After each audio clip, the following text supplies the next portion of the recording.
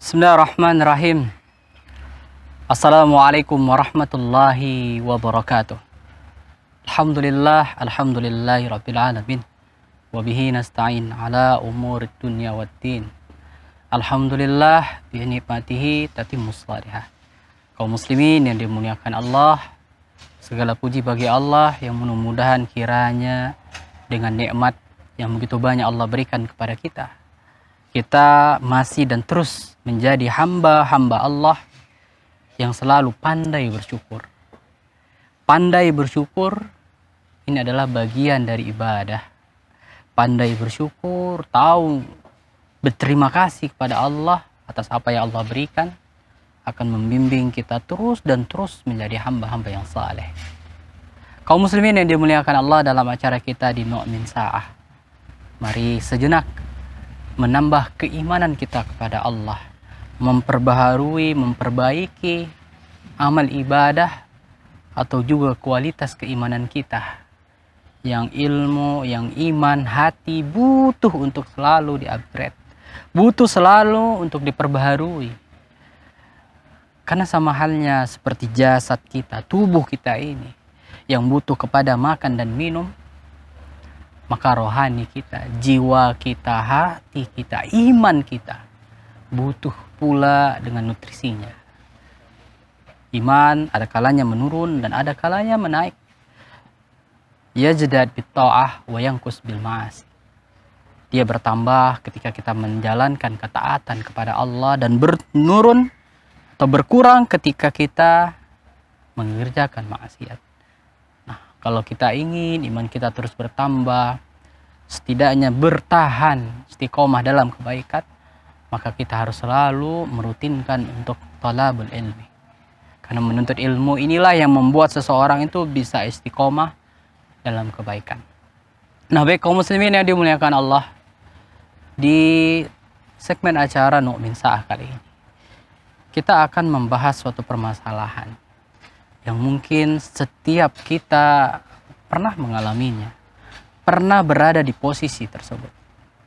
Posisi di mana kita memilih di antara dua jalan, memilih di antara dua pilihan, memilih antara yang satu dan yang kedua.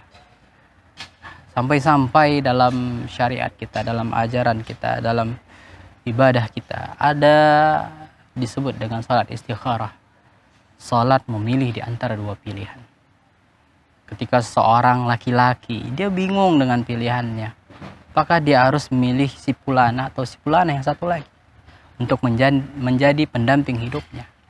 Maka sangat disyariatkan, sangat dianjurkan untuk dia bermusyawarah dengan Allah, meminta petunjuk, meminta kiranya mana yang terbaik di antara dua pilihan tersebut.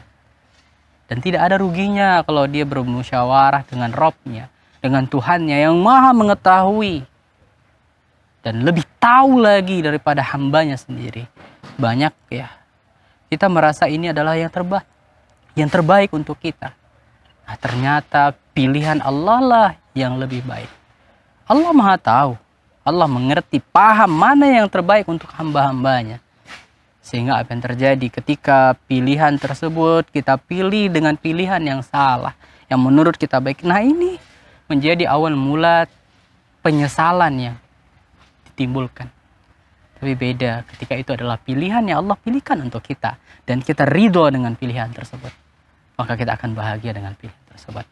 Nah, ini ketika kita berbicara memilih antara dua pilihan yang baik. Namun di sana ketahuilah wahai saudaraku, ada pilihan yang jelas-jelas antara yang hak dan yang batil, antara yang benar dan yang salah, antara mentauhidkan dengan kesyirikan, antara ibadah dan kemaksiatan. Ada orang yang salah dalam memilih. Ada orang yang jelas-jelas ini jalan menuju surga dan ini jalan menuju neraka, tapi dia lebih memilih ke neraka. Kita mau menitik beratkan tentang permasalahan yang satu ini. Kita hamba Allah yang kita berkeyakinan semuanya beriktikad, berpemahaman, mengaku ahlu sunnah wal jamaah. Nah, kita harus paham bagaimana ahlu sunnah wal jamaah dalam masalah memilih pilihan. Di sana mungkin ada dua golongan lainnya. Ada yang disebut dengan Jabariyah, ada juga yang disebut dengan Qadariyah. Orang Qadariyah. Simpelnya, mudahnya kita memahami perbedaan antara tiga ini adalah cara mereka memandang takdir. Pemahaman Qadariyah yang ini setelah lahir ketika Ibnu Umar, sahabat Rasulullah, telah muncul. Ada orang-orang yang dia datang dari Irak, melaporkan, mengadukan perkara. Ada orang yang berada di Irak itu, seorang yang ditokohkan, diulamakan oleh mereka, yang pemahamannya mengatakan bahwasanya Allah tidak mengetahui apa yang akan dia lakukan, dan Allah hanya tahu ketika sudah terjadi, sudah dilakukan. Allah tidak mengetahui apa yang dia kerjakan, tidak diketahui oleh hamba-hambanya ini. Dia tahu ketika sudah terjadi. Ini ada pemahaman ketika itu, yang mereka berpemikiran kalau bahwasanya segala sesuatu itu adalah sebab dan akibat. Ada unsur sebab dan akibat. Dia makan makanya dia kenyang, dia kerja makanya dia bisa kaya, dan lain sebagainya. Ini pemahaman Qadariyah, yang dia berpemahaman menilai bahwasanya segala sesuatunya dia usahakan baru dia dapat. Kalau dia tidak usahakan, dia tidak akan dapat. Nah, sebaliknya ada orang yang memahami takdir. Kalau tadi pemahamannya Qadariyah, takdir itu ya kita sendiri yang nentukan. Nah, itulah pemahaman orang Qadariyah. Sedangkan yang kedua, yang kebalikan dari ini, ada orang Jabariyah. Orang yang berpemahaman Jabariyah ini sebaliknya. Dia mengibaratkan dia bagaikan wayang. Yang mana wayang itu tidak akan bergerak. Wayang itu nggak akan berbuat kecuali oleh dalangnya. Dalangnya yang memainkan, dia gimana, apa, itulah dalang semua yang berbuat. Nah, orang Jabariyah ini merasa dirinya itu dipaksa. Jadi dia nggak punya pilihan, dia melakukan ini. Kenapa dia mencuri ya? Bukankah itu takdirnya Allah, aku mencuri? Sebagaimana pernah datang ditanya oleh Ali ketika Ali menjadi seorang khalifah ketika itu. Ada orang yang datang, dia dihukumi karena dia telah mencuri. Dia mengatakan, bukankah aku itu mencuri ini atas kehendak Allah, atas izin Allah, makanya aku bisa mencuri. Apa jawaban dari Ali? Insyaallah kaum muslimin yang dimuliakan Allah, kita akan lanjutkan setelah beberapa jeda berikut ini.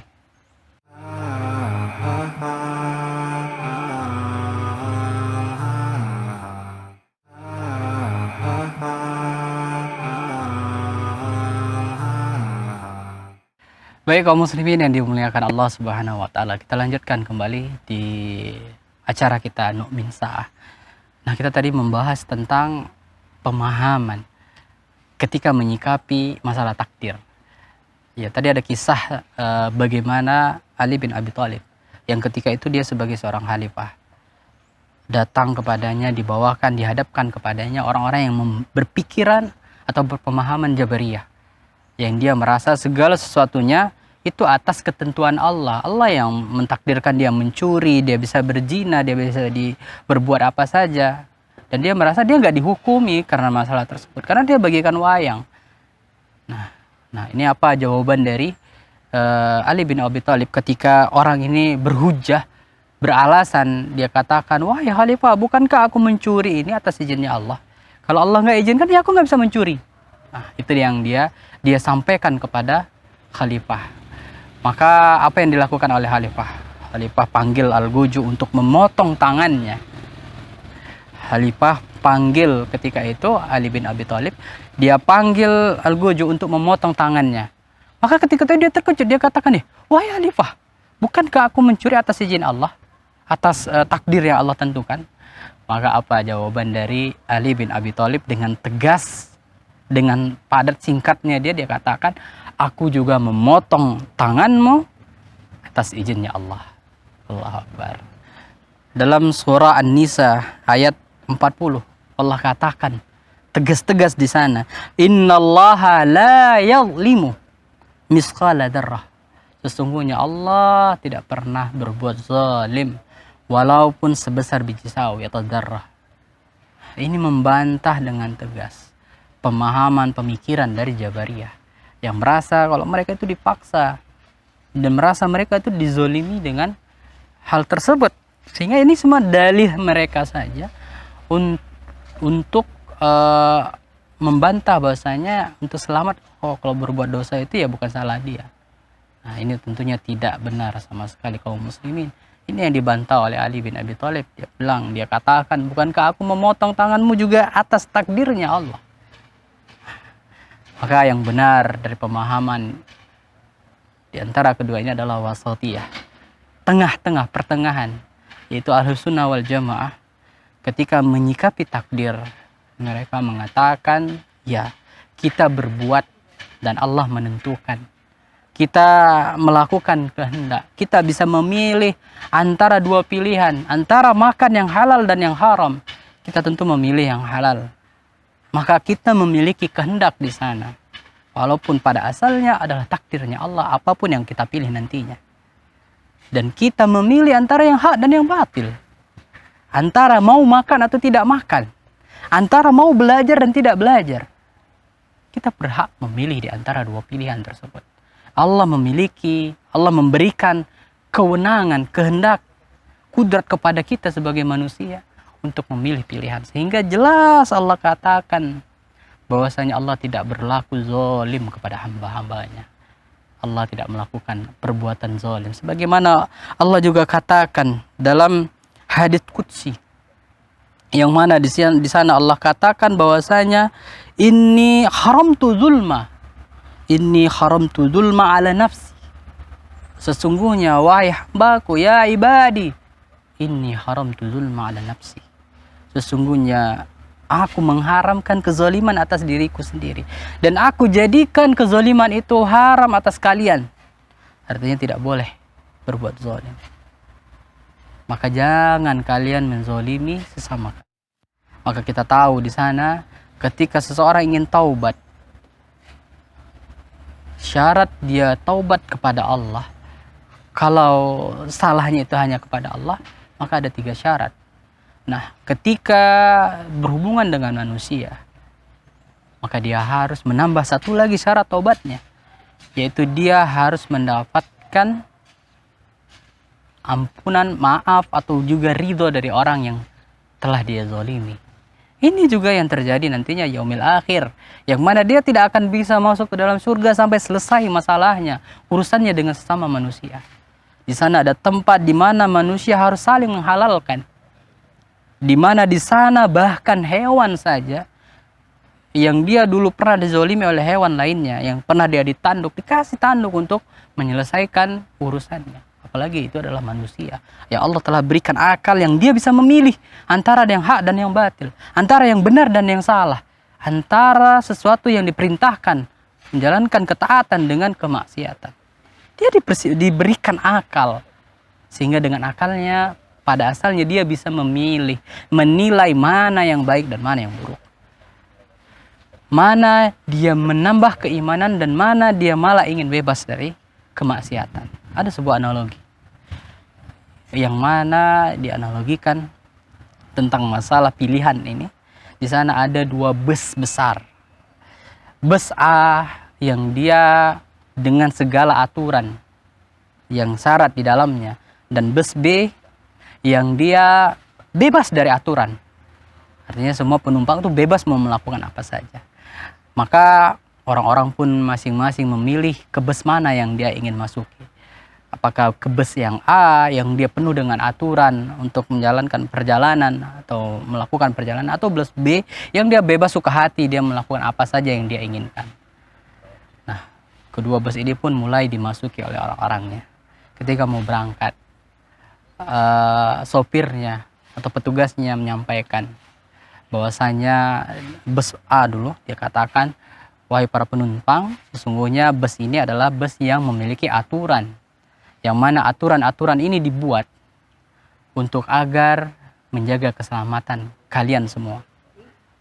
Maka ikutilah aturan ini. Jika kalian tidak ingin mengikuti peraturan ini, silahkan keluar, ikut ke bus yang B. Nah, yang B juga menyampaikan sesungguhnya dalam bus ini tidak ada aturan. Sehingga kalian bebas berbuat apa saja, hanya saja kalian harus siap dengan konsekuensi yang mungkin kalian tidak selamat sampai tujuan. Bagaimana kelanjutan, insya Allah kita akan lanjutkan setelah beberapa jeda berikut ini.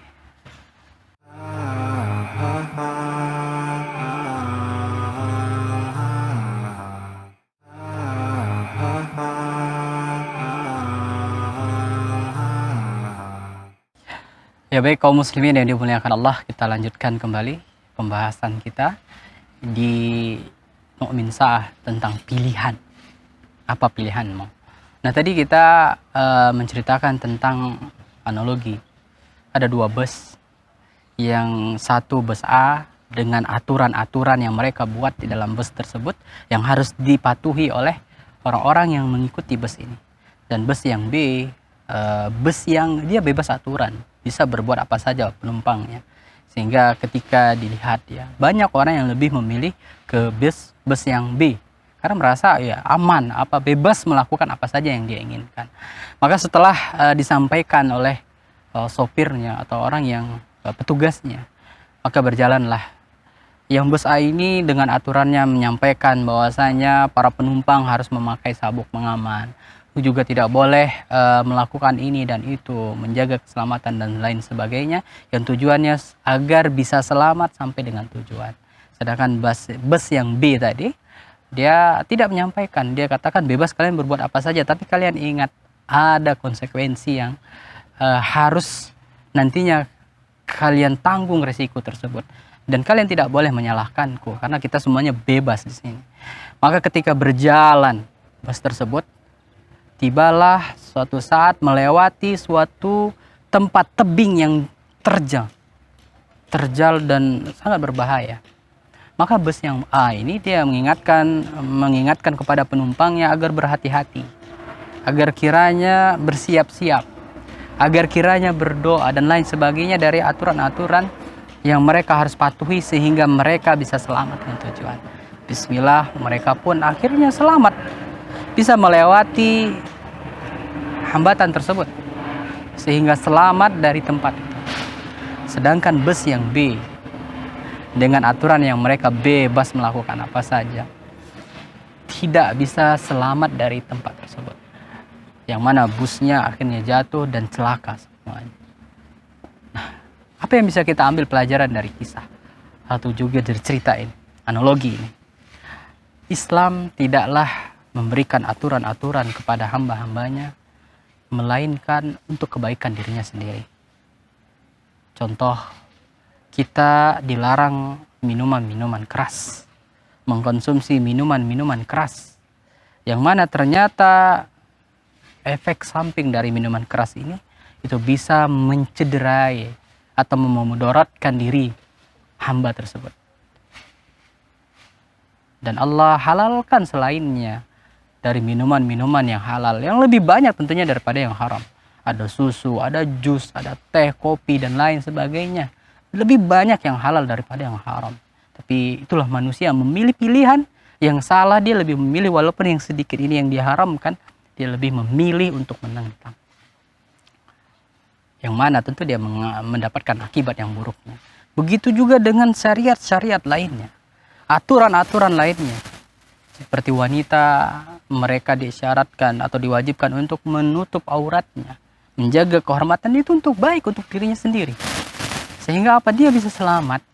Tidaklah Allah jadikan syariat itu melainkan untuk keamanan, untuk keselamatan, untuk kebaikan hambanya tersebut. Dan orang yang tidak menjalankan aturan-aturan ini, tidak mengikutinya, maka akibatnya dia celaka karena melanggar aturan-aturan tersebut. Nah, ini yang dikatakan tidaklah Allah dan Rasulnya menentukan suatu syariat, melainkan itu mendatangkan kebaikan, dan tidaklah melarang suatunya melainkan di dalamnya itu terdapat keburukan. Maka tugas kita cuma mengikuti aturan, dan insya Allah kita akan selamat. Walaupun ya kita merasa aturan ini seperti mengekang, tapi ini yang dikatakan oleh Nabi kita, ad-dunya sijnun mu'min wa jannatul kafir. Dunia itu penjara bagi seorang mukmin, Kita tahu bagaimana di penjara dia nggak bebas melakukan ini dan itu. Ada aturan-aturan yang harus dia patuhi. Nah, ini dia seorang muslim. Ini dia seorang mukmin. Ketika dia muslim artinya dia menyerahkan dirinya, dia berserah diri kepada Allah. Maka dia pasrah, dia terima segala aturan tersebut, dia jalankan ketaatan itu. Kalau dia merasa dia bebas melakukan ini dan itu, berarti dia bukan seorang muslim. Karena arti muslim itu sendiri, dia tunduk patuh dengan apa yang telah Allah dan Rasulnya tentukan. Ketika dia tidak mau tunduk dan patuh, maka ya mungkin dia zahirnya dia merasa diri dia bebas. Merasa diri dia bebas dari kekangan, tapi pada hakikatnya dia telah dibelenggu oleh hawa nafsunya, oleh syaitan. Dia menghambakan dirinya kepada syaitan. Ketika dia lari dari penghambaan dirinya kepada Allah, maka sadar tidak sadar, mau tidak mau, dia telah lari kepada penghambaan dirinya kepada syaitan. Nah, kaum muslimin yang dimuliakan Allah Subhanahu wa taala, maka kita harus tahu, kita harus paham, kita harus sadar apa yang kita pilih, pilihan mana yang kita saat ini lakukan. Kita sudah tahu ini jalan menuju surga dan ini jalan menuju neraka. Hufratul jannah bil makarih wa hufrun nar bis sahwa. Jalan-jalan menuju surga itu dipenuhi dengan donak dan duri, sesuatu yang mungkin kita merasa tidak nyaman, mungkin merasa diri kita harus banyak berkorban. Sedangkan jalan menuju neraka dipenuhi dengan kesenangan yang disukai oleh hawa nafsu. Maka jalan mana yang kau pilih? Apakah kau ingin bersakit-sakit dahulu, bersenang kemudian, atau hanya senang kemudian selesai dengan banyaknya penderitaan yang kau sesali selamanya? Nah, kaum muslimin yang dimuliakan Allah, maka bijaklah Anda dalam memilih pilihan. Sebelum pilihan itu Anda sesali. Sebelum pilihan itu menjadi sesuatu yang disesalkan oleh orang-orang yang diceritakan oleh Allah dalam Al-Quran. Sungguhnya mereka nantinya mengatakan, kenapa dulu aku nggak memilih teman yang seperti ini, teman yang saleh, sehingga aku selamat, dan aku malah memilih teman-teman yang buruk yang mencelakakan diriku. Nah, kaum muslimin yang dimuliakan Allah, kita harus paham, mengerti tentang perkara ini, menentukan pilihan, yang pilihan tersebut yang akan kita pertanggungjawabkan nantinya. Kalau baik pilihan kita, maka kita akan menjadi orang yang bersyukur, beruntung. Dan kalau pilihan kita salah, maka akibatnya sangat fatal. Kecelakaan yang kita dapatkan, celaka di dunia, lebih-lebih lagi nanti celaka di akhirat. Semoga Allah berikan kepada kita, bukakan pintu jalan kebaikan, arahkan kita selalu dalam kebenaran. Ihdinas syiratal mustaqim. Kita meminta kepada Allah jalan yang lurus itu Allah bukakan kepada kita, mudahkan untuk kita melakukannya. Mudah-mudahan bermanfaat kaum muslimin yang dimuliakan Allah. Kita tutup dengan doa kifaratul majelis. Subhanakallahumma wa bihamdik, asyhadu an la ilaha illa anta, astaghfiruka wa atubu ilaik. Wassalamualaikum warahmatullahi wabarakatuh.